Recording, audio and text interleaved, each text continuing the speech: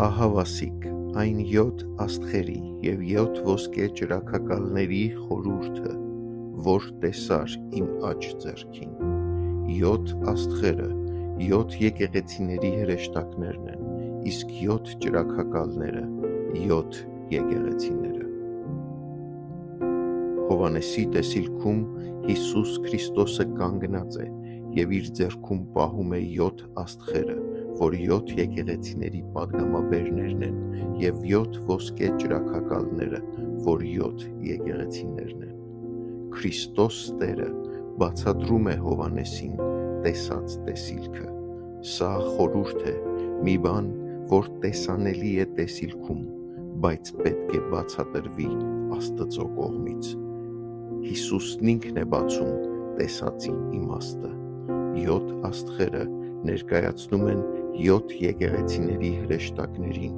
պատգամաբերներ, որ Հիսուսի աջ ձեռքում են, նրա իշխանության և վերահսկողության ներքո։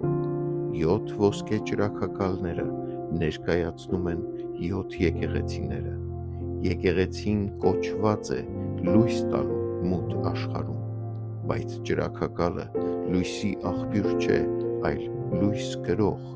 Լույսը Քրիստոսից է և լույսը Քրիստոսում է։ Քրիստոսը քայլում է ճրագակալների մեջ,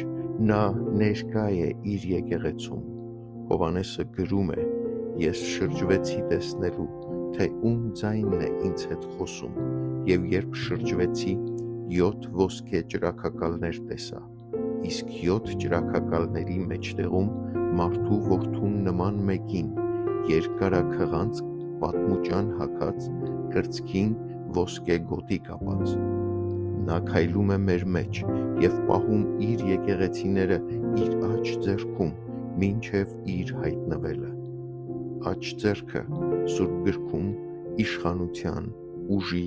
և պաշտպանության խորհրդանիշն է։ Սա նշանակում է, որ եկեղեցին Քրիստոսի վերահսկողության, հոգացության և հավատարիմ պահպանության ներքո է։ Նա տեսնում է, ճանաչում է, ուղղում է և պահում է իր եկեղեցին մինչ իր փառավոր վերադարձը։ Եթե այսօր քեզ թվում է, թե եկեղեցին թույլ է կամ նրա ծառայությունը անտեսված, հիշիր այս ճշմարտությունը. եկեղեցին նրա ձեռքում է։ Տեր Հիսուս, շնորհակալ եմ, որ դու պահում ես քո եկեղեցին